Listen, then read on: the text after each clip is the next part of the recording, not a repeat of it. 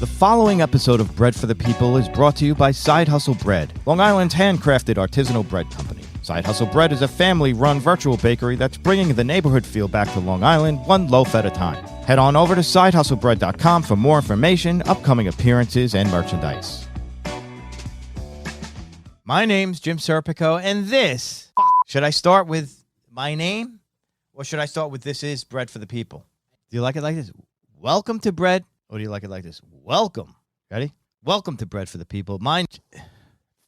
Is there a script?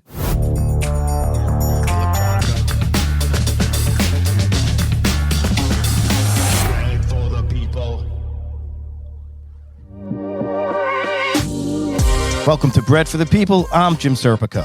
My guest today is a producer, comedian, an author, and a public speaker. She's also the daughter of one of the most influential comedians of all time. She's a Buddhist practitioner and an expert on Jungian psychology. Kelly Carlin, thank you so much for being here. Thanks for having me, Jim. As you know, I've been trying to get you to do this for a while. I know you've been busy with a lot of things and traveling and whatnot, but I'm very excited to talk to you. There's a quote of yours that I want to start out with. Stop trying so hard. The prestige, reputation, and conquering achievement you fear you will miss out on if you don't play the game is not the point of life. Stop making it the point of life. Can we talk about that a little bit?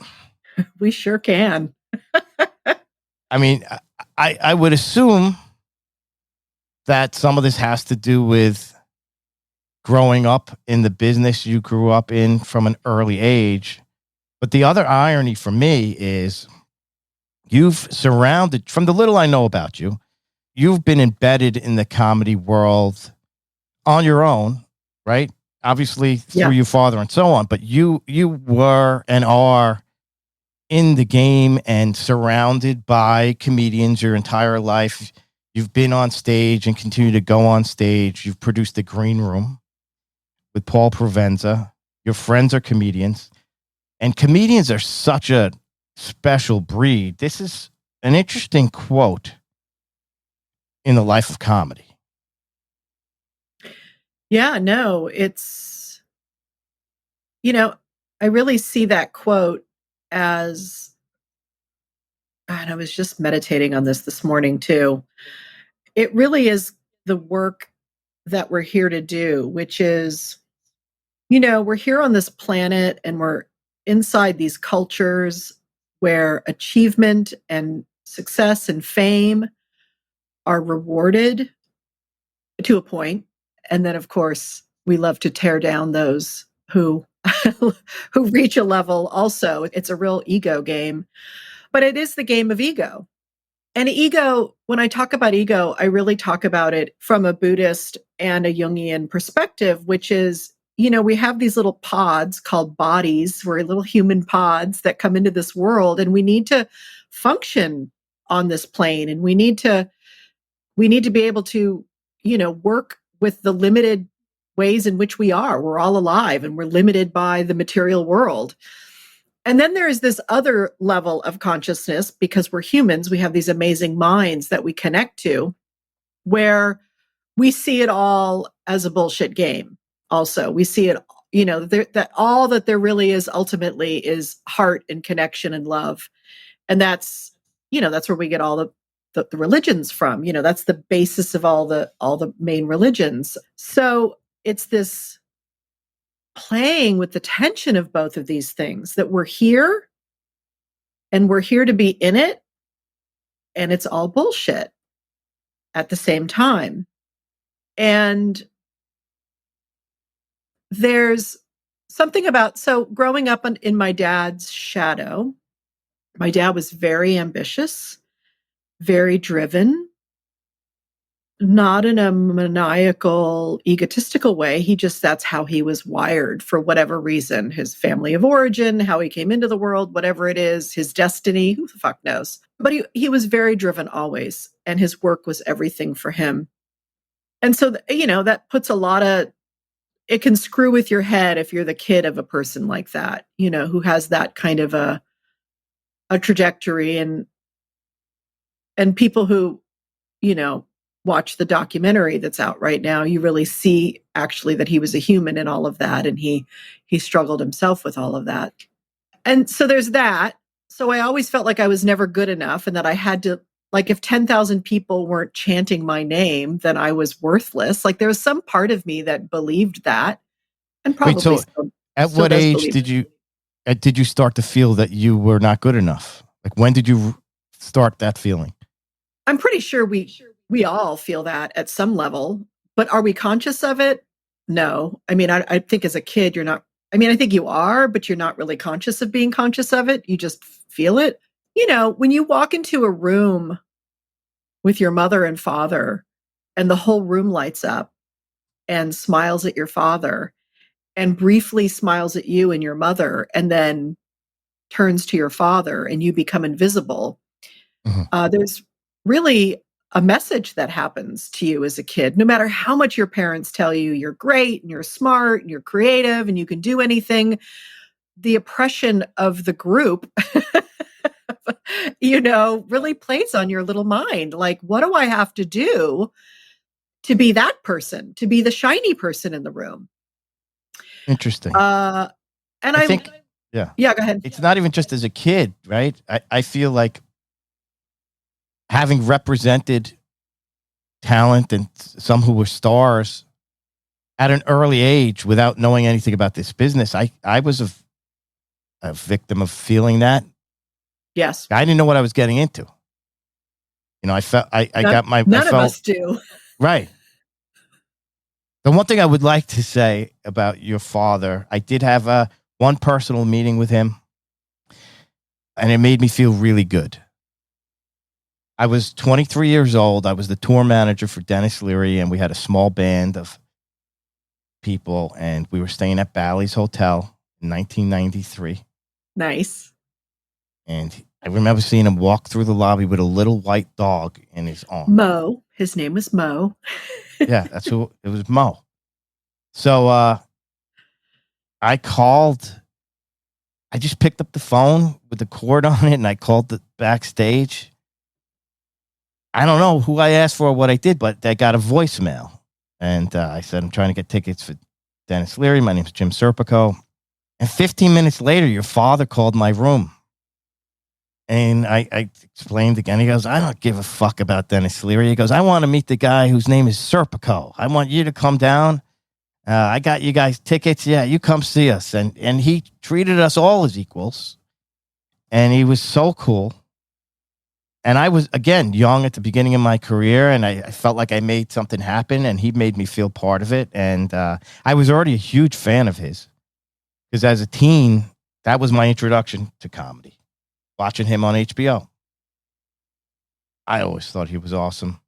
But back to that feeling of how do I become the shiny object? I mean, I relate to it in so many ways, because my father was a trumpet player, and thus I have a trumpet here, and I went to music school, and I wanted to do what my father did.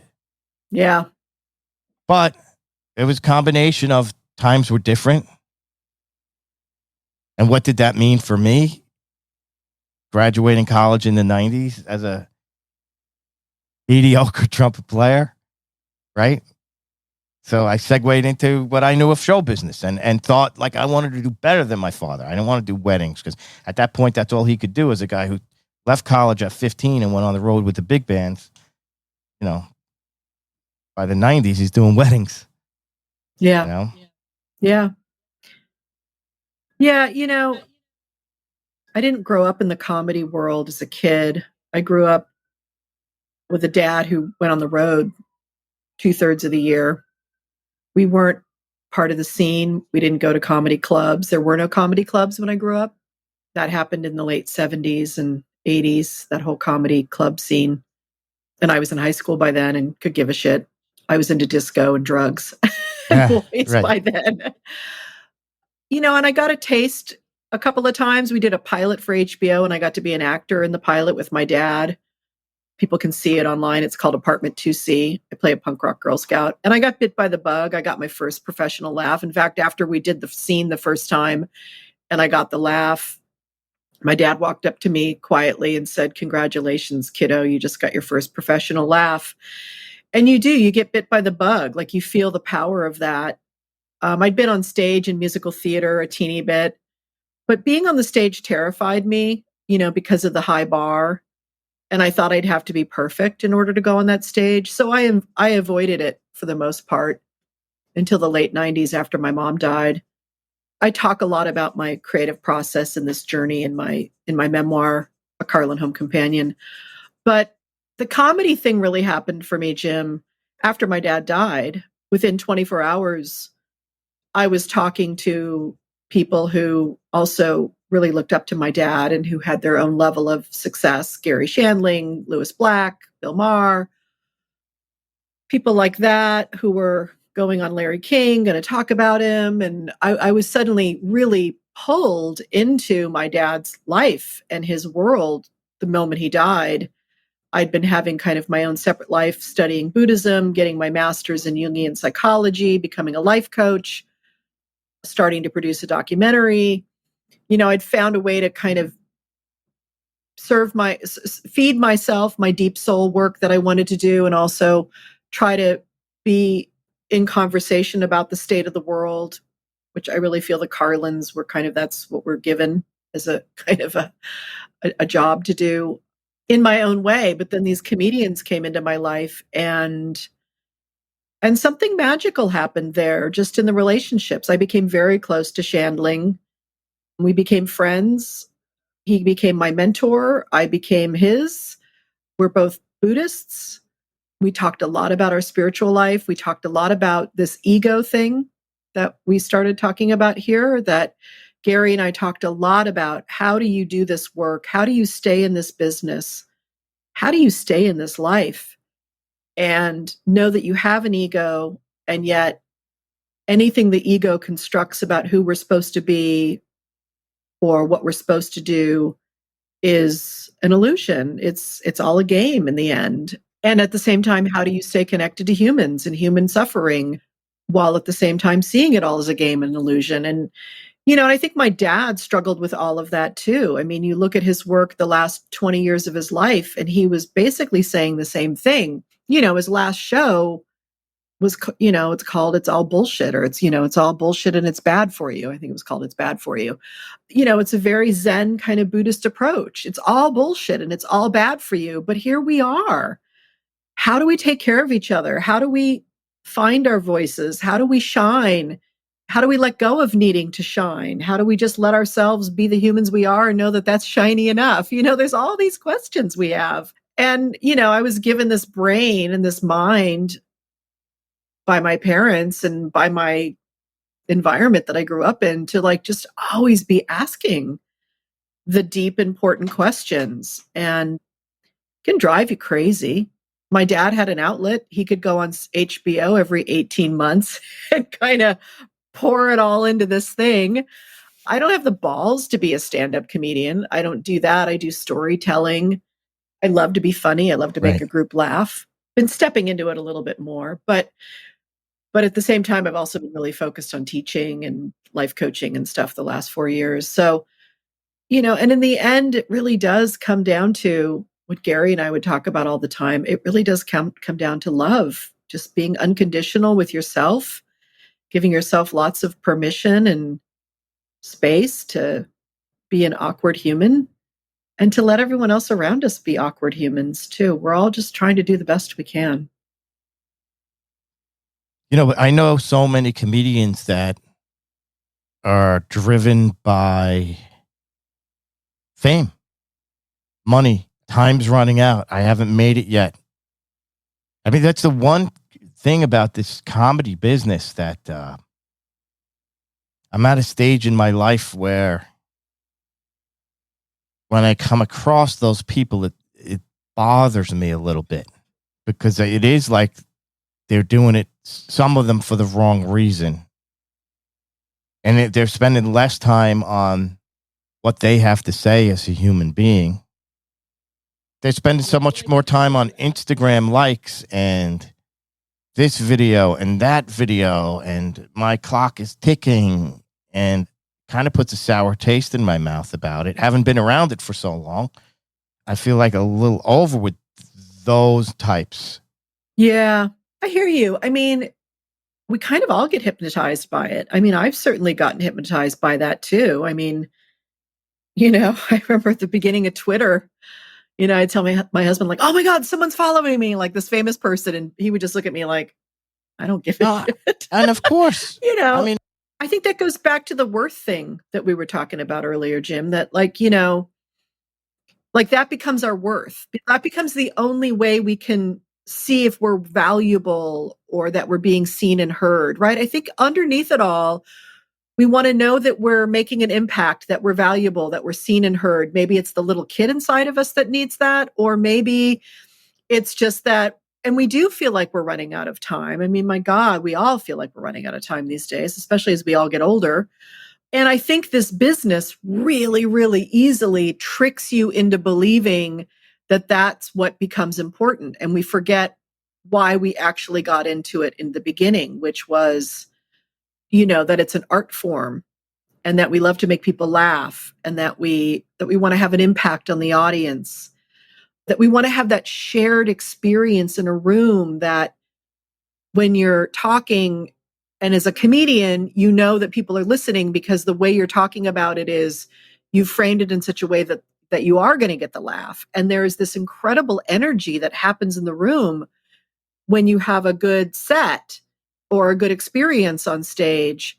Even as a storyteller, when you're not getting the laugh part, but the people are really listening or really taking things in, there's this incredible thing that happens in the room, right? And you can feel it in your body. There's everyone's at attention. We're all listening to each other. And I think that's partly why we do performance. Performance is such a unique art form. It's not normal in a lot of ways. But it is a business, isn't it? So it's called if you're show a restaurant, business. You're a restaurant, you might have gotten into it because you love to cook. But the reality is you need to make enough money to pay your employees and pay the rent. Yes. So now when you go into the comedy business, and we're talking about specifically stand-up, you need to pay the rent. Right? Yeah. Then it comes down to what is success. And how much rent do you need to pay? I think that's what happens. The trap of the business is you make a big haul and you start making a lot of money, and then you buy the house, and then the mortgage of the house traps you that you have to keep at a certain level. I mean, I saw that happen to my dad. We moved from a one-room apartment in New York City with a hot plate in 1963 to renting a house in Beverly Hills in 1966. To then buying a nice house in the Palisades in 1972. It becomes a trap after a while. But this is the choice that we all have. Now we're not just talking about individuals and what they want. Now we're talking about the trap of the culture in our society and how, capitalism works, and deciding on what level of life we're okay with. And fame comes into that, notoriety. So you have to keep feeding the fame machine so that you can sell the tickets. So, and so it becomes this job where you're just part of the machine. I always think about that Pink Floyd song, Welcome to the Machine. It's all right there.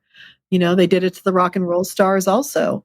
So, but then there are guys, this work of performance.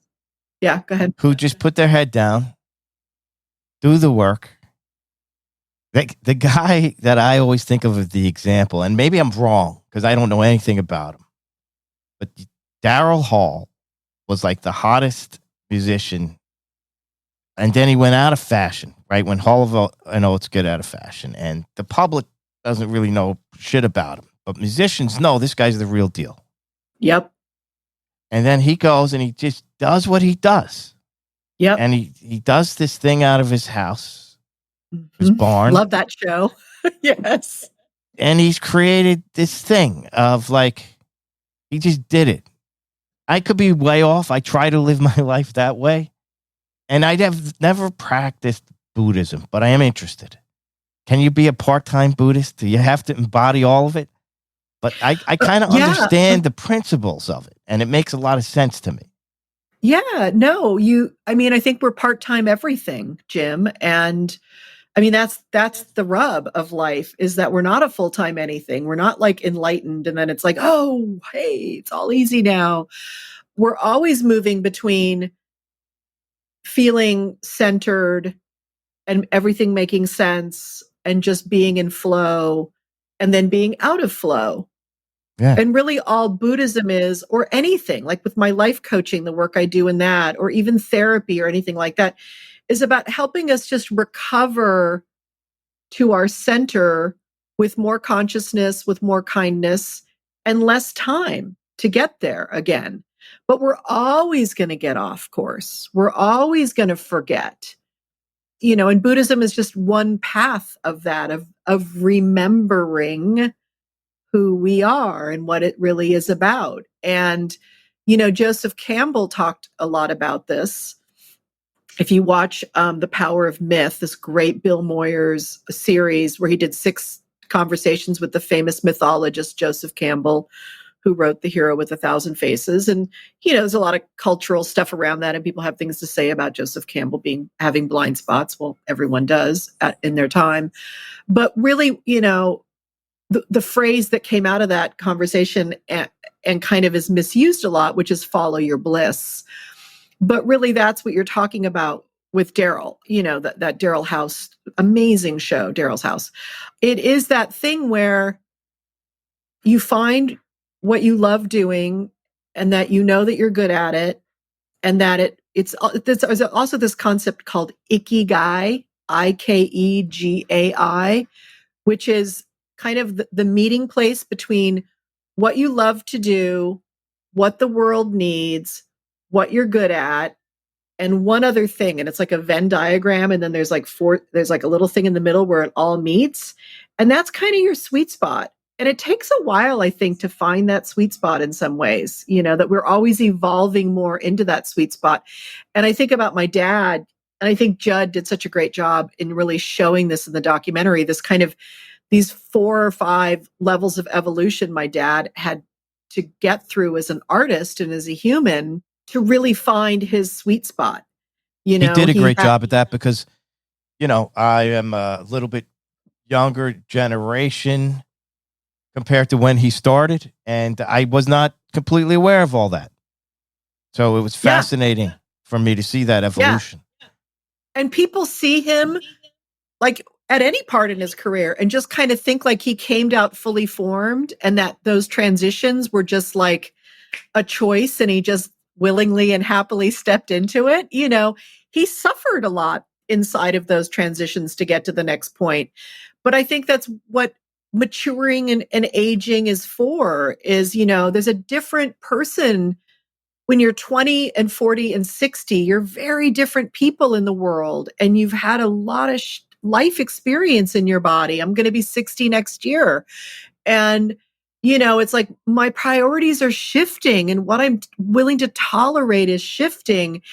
And I think you see that really in my dad's work too, is like what he's willing to tolerate gets smaller and smaller with every year that he goes. And he shares that with the audience. He gets more strident and angry. People always say it's his angry stuff of those later years.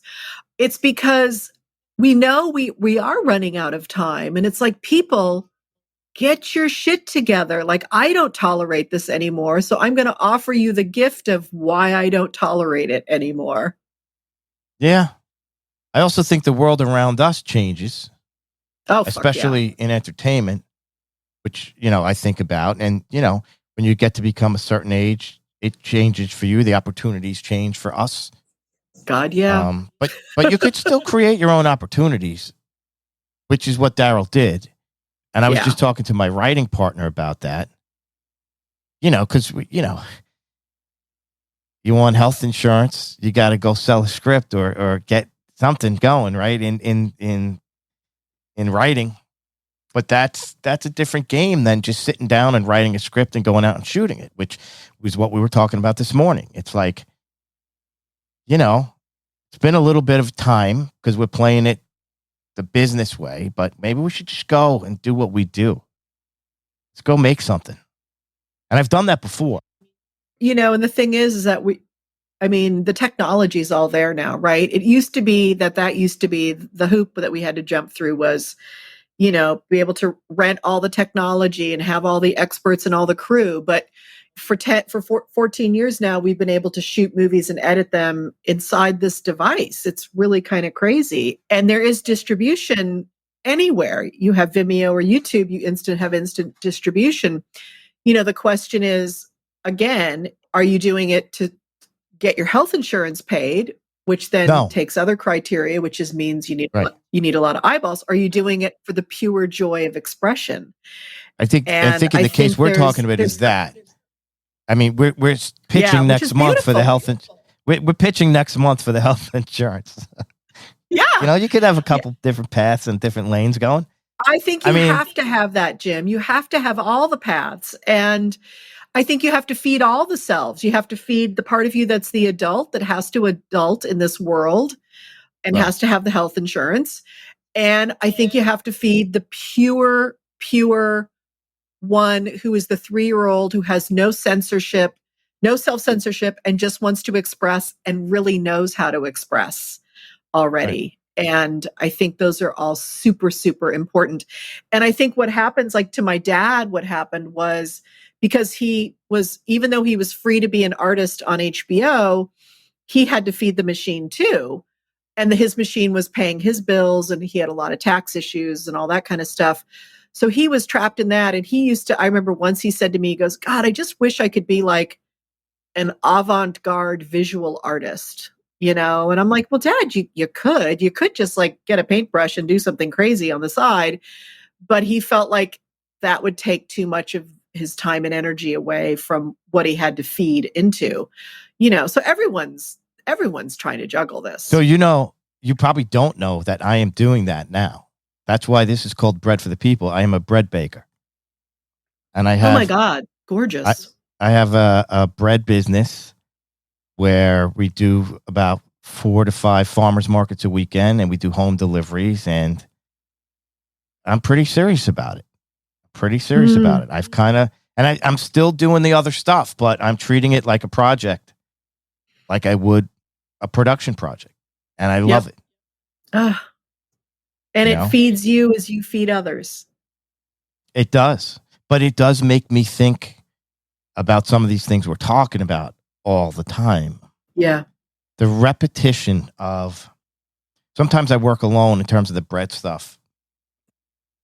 And I'm doing this 3 years now of pretty steady 365 days a year, sometimes long hours.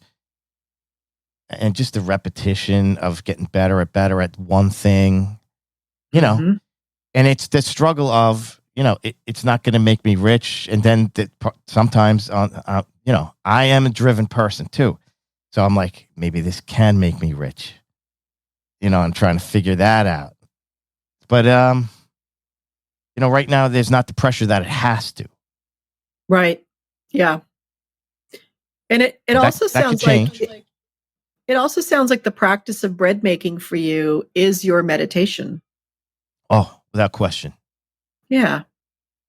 And the other thing I like, and this is one thing I wanted to talk to you about, because I had to study Jungian psychology to do this conversation. It's pronounced Jung, like a Y, Jungian. Uh-huh. Jungian. Yep, Jungian. I was always pretty shy. And I started to have this conversation with a guest a couple weeks ago who asked me if I'm an introvert or an extrovert. Yes. And I said, I think I'm both. Yep. And then when I was doing my research, he talks about that. He does. He talks about that. And that I fit right into exactly what he talks about.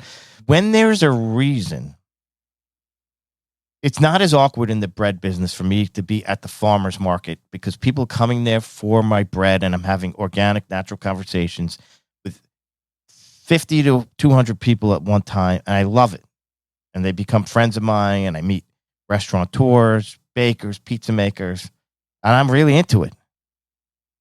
But other times, like if I go to a party, this and that, I feel very awkward and I feel like I'm an introvert and I don't belong there. It's like a little of both. But the bread thing, it just makes it easier for me. Yeah, one way to also determine which one you are is when you need to recharge yourself. Do you need to go be by yourself, or do you get recharged when you're around a lot of people? But okay, I'm not sure if I have the answer. It might be, I have to think about it. And you could be 50-50, Jim, because I'm pretty much 50-50 myself. I'm probably 60-40 or 70-30. I'm more of an introvert. I love my own. I have to have cave time. I have to be away from people in order to remember who I am. I think part of that too is I'm a pretty recovering codependent. So other people, I start to serve other people in unconscious ways, but I do love to get on stage every once in a while. I can't do it every night. Like your stand-up comedian friends, like my stand-up comedian friends, have to get on stage every night. Like they do not know who they are unless they are around people and getting that thing. Exactly. That's exhausting to me. I cannot do that every night. I can do that once a month. Yeah. I mean, I know comedians that, and I'm not putting them down, man. No, it's just who they are. But they won't take a vacation. They won't do anything, unless they work on it. And so I've seen some of them work on it, and try to figure out how to do that. Well, I think some of them, I think about like Gary and Jim Carrey and some other people who really felt the business making them insane. And they had to, in order to keep their feet on the ground and to really stay sane, had to learn a different way of being in the world and had to learn to take care of themselves. Our culture does not invite us into self-care, into determining what our limits are. Capitalism is based on endless growth, and so is cancer. So, But now, are you saying you're anti-capitalism?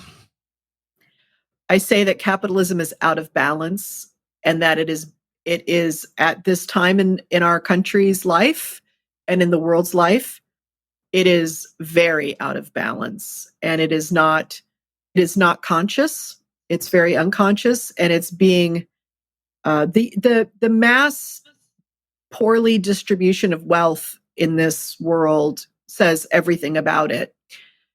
I'm not a person who believes in 100% socialism, but I'm not someone who believes in rampant, completely total free market capitalism either. I was raised to see the evil of capitalism through my father's perspective, and that it is based on greed. And that if you don't have some sort of limiter on personal greed, you get the world that we live in today, where the resources of our planet aren't shared in a way that people can survive. There's enough food on this planet, and there's millions of starving people. That makes no sense. So it's about distribution on some level. I don't have an answer for it. I'm not a policy person. I'm not I'm not a politician.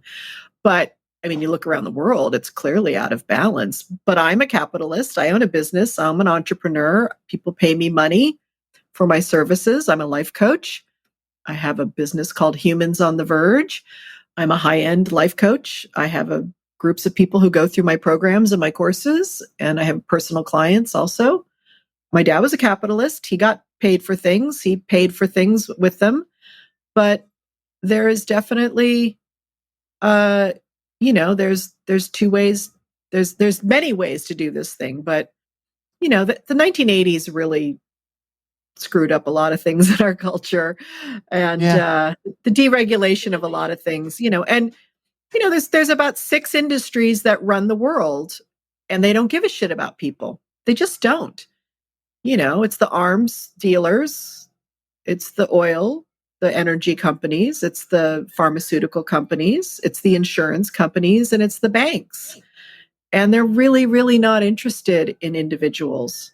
They're interested in maintaining their share and their power. And that's dangerous. Yeah. That being said, if somehow you're lucky enough to have those self-limiters and make a good amount of money for a period of time, that could buy you a lot of freedom to live the way you want. But I guess the issue is that most people don't have them. And isn't that sad that that's what takes it to be a free human being on Earth, is to be able to play, to plug into this game of capitalism so that you don't live in fear every day of shelter, food, health care, and quality of life. Yes. And I think that's a fact. I think that for people at all different stages, that's what drives anxiety, I think. 100%. I mean, it's our survival mechanism. And, I think it's what leads a lot of despair in the world, is because we feel like we have to play this game, but there's only a few winners in this game. And therefore it brings out our competitive side, which then makes us step on other people to get ahead. And there's ways of doing that that's not so unconscious and not so cruel and not so self-serving. But it's tough. It's tough because the system is rigged that way. When I say that, my dad comes walking in the room, it's like my dad comes like right here. I'm like, oh, the system's rigged. And it is. Yeah. But at the same time, aren't we animals? We are I think we are. I think we're animals. Part of nature. I think we're aspects of animals, but we are given this profound conscious mind and the ability to have multiple perspectives. And it behooves us. It is our requirement as humans to move beyond the primal survival instinct and to do better. And that's what all the religions talk to us about. The reason there are 10 commandments is because all the 10 commandments is do better. Yeah. I don't know where I sit with all that. I mean, I'm not a religious person, but that's when you really look at all of the teachings of all of the ancient treatises, Buddhism, Christianity, Islam, Judaism, whatever it is, it's look, we're selfish animals. Yes. So here's the list of things you have to do better with. So don't fucking kill each other. Stop stealing from each other. Stop treating each other like shit. Right. Stop picking on each other and be kind to your neighbor. I mean, my God, the golden rule is really called the golden rule because it's all you need in the end. But, look at what social media has done to us in just 15 short years. Yeah. There's no golden rule on social media. It is only fed into our animalistic dog-eat dog nature, because you're saying what I'm saying. You are saying we're animals and we have the ability to overcome it. Yes, of course. Of course we're animals. That's why we have the 10 commandments, because it's like we are animals. Therefore we need to do better. And the thing is that, all of this technology and all of our media, right, left, mainstream, does not matter what it is all wired to get your attention and to make you feel miserable so that you will hit something to get past the moment. It's refresh. Oh, this is making me feel miserable. What's the next thing? It's all the dopamine hit thing. So it's feeding into our most primal part of our brain. There's there's three parts. They've said it's not like this, but it is. There's this reptilian part of our brain that only knows survival and not survival. That's all it knows. Yeah. And it behooves us every day to connect to something higher than that and higher than our mammalian brain, and to use this conscious mind of reason and critical thinking to move beyond these basic urges. And there's lots of ways to do that. But we all need to find our way in which slaps us awake every morning and reminds us that we don't have to feed the machine and don't become fodder for the machine. Now, all that being said, and going back to Drive, It's okay to have goals. It's okay to say, I want to become the best bread maker I can. And let's lay on top of that. I want to make more money at selling bread next year than I did this year. Anything wrong with that? No, not at all. Are you going to kill someone for it? Are you going to create suffering in the world? Are you going to shut your heart down in order to do that? No, probably not. No, but I am going to do that in the television pilot I'm writing on spec. There you go. Well, that's the great use of story and fiction is we play out all the urges, right? I mean, I think that's the power of story. It's why we have myth, is because myth goes, oh, look, we're humans struggling with these basic impulses from day one. Look at the earliest stories that humans have told themselves. No, I'm a person who's very into goal setting. I'm a person who's very much wants to make enough money to be comfortable, but I don't have to make enough money that, that I'm not, I'm not distributing it constantly. That's the other thing about money too. Money is just energy, and it's about distributing it throughout the world. And the more I make, the more it passes through me, and the more people I can hire and bring up the quality of their life, and then they can bring up the quality of life around them.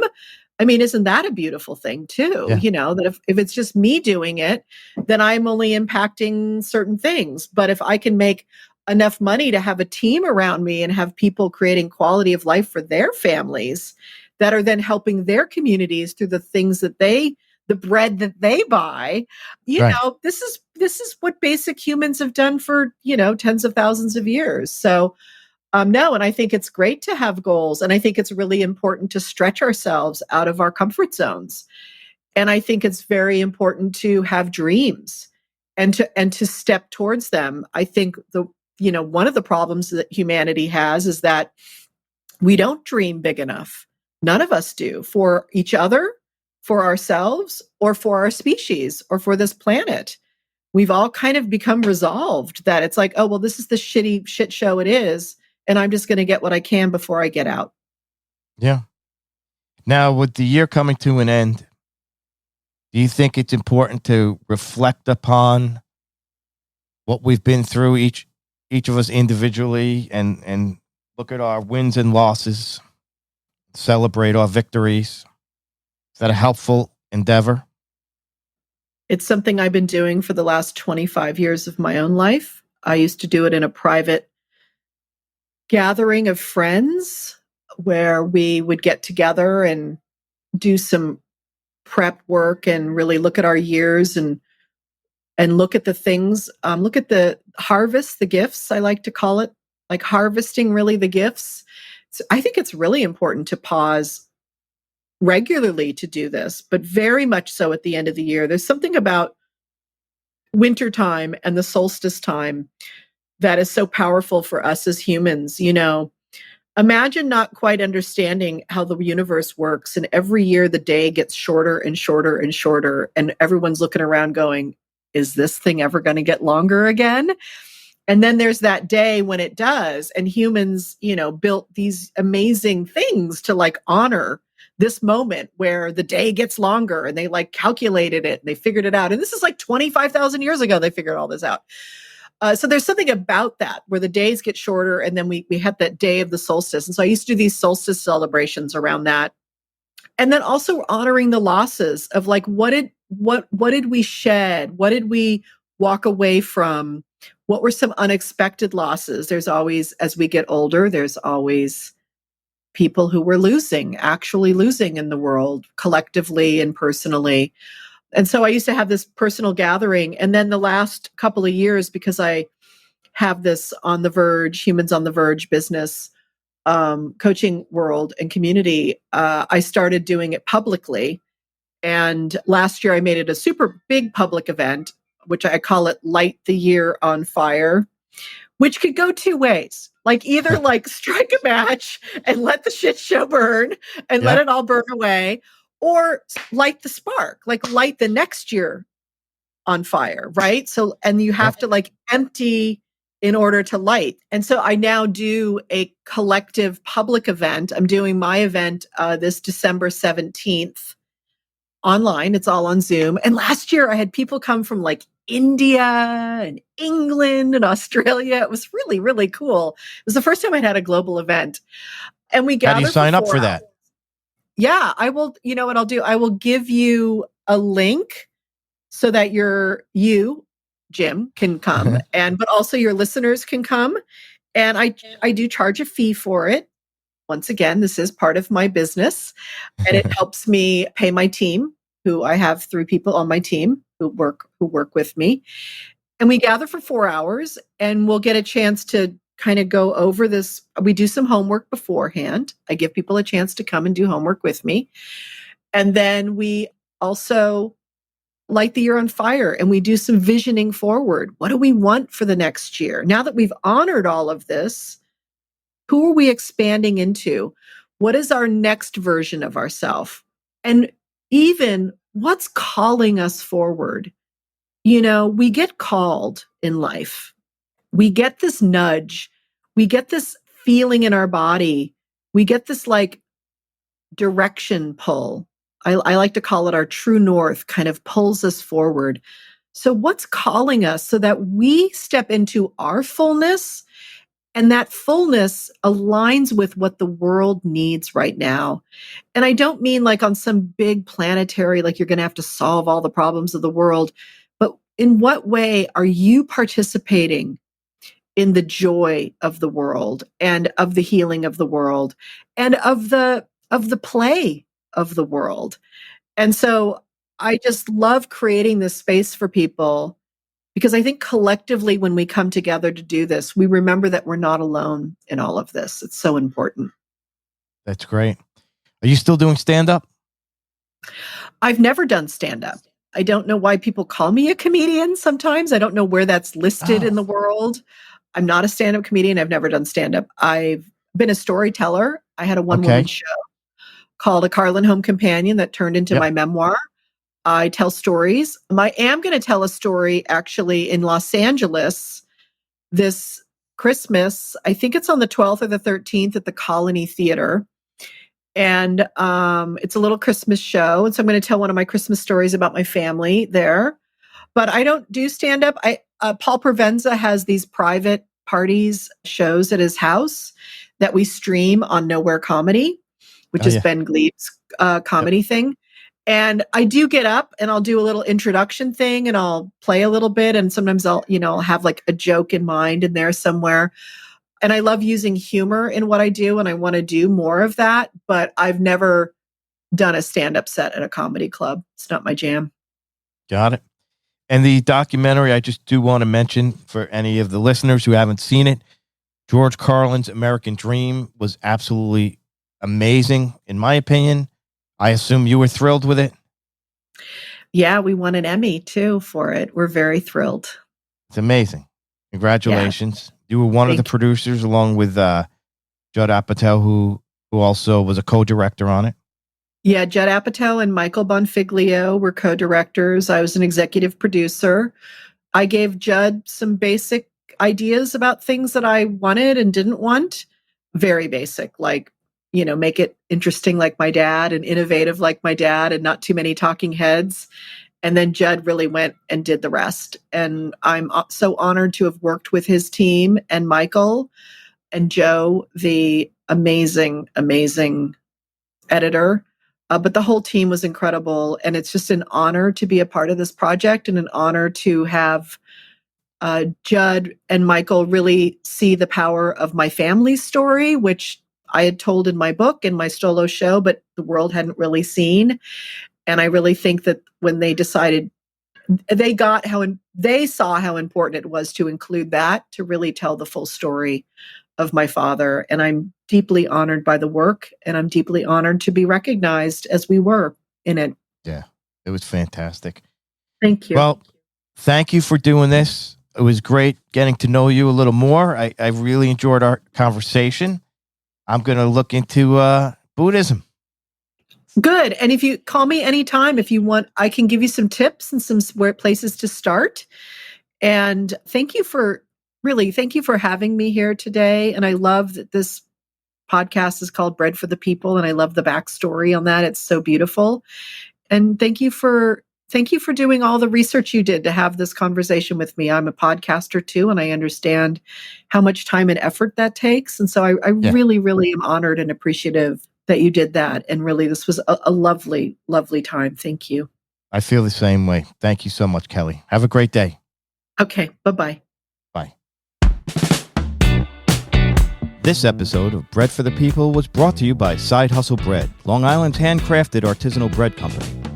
Side Hustle Bread is a family-run business that's bringing the neighborhood feel back to Long Island one loaf at a time. If you like what you're hearing, don't forget to head on over to iTunes and rate and review this episode. Reviewing and rating is the most effective way to help us grow our audience.